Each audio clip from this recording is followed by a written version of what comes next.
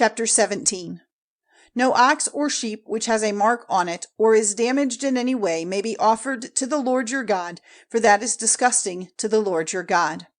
If there is any man or woman among you in any of the towns which the Lord your God gives you, who does evil in the eyes of the Lord your God, sinning against his agreement, by becoming a servant of other gods and worshipping them, or the sun, or the moon, or all the stars of heaven, against my orders,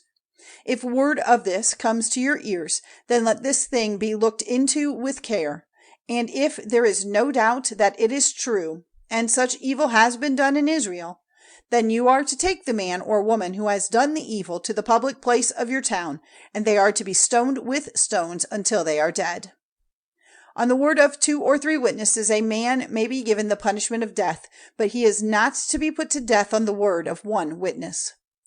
The hands of the witnesses will be the first to put him to death, and after them the hands of all the people. So you are to put away the evil from among you. If you are not able to give a decision as to who is responsible for a death, or who is right in a cause, or who gave the first blow in a fight, and there is a division of opinion about it in your town, then go to the place marked out by the Lord your God, and come before the priests, the Levites, or before him who is judge at the time, and they will go into the question and give you a decision. And you are to be guided by the decision they give in the place named by the Lord, and do whatever they say, acting in agreement with their teaching and the decision they give, not turning to one side or the other from the word they have given you. And any man who, in his pride, will not give ear to the priest whose place is there before the Lord your God, or to the judge, is to be put to death. You are to put away the evil from Israel. And all the people hearing of it will be full of fear and put away their pride. When you have come into the land which the Lord your God is giving you, and have taken it for a heritage, and are living in it, if it is your desire to have a king over you, like the other nations round about you,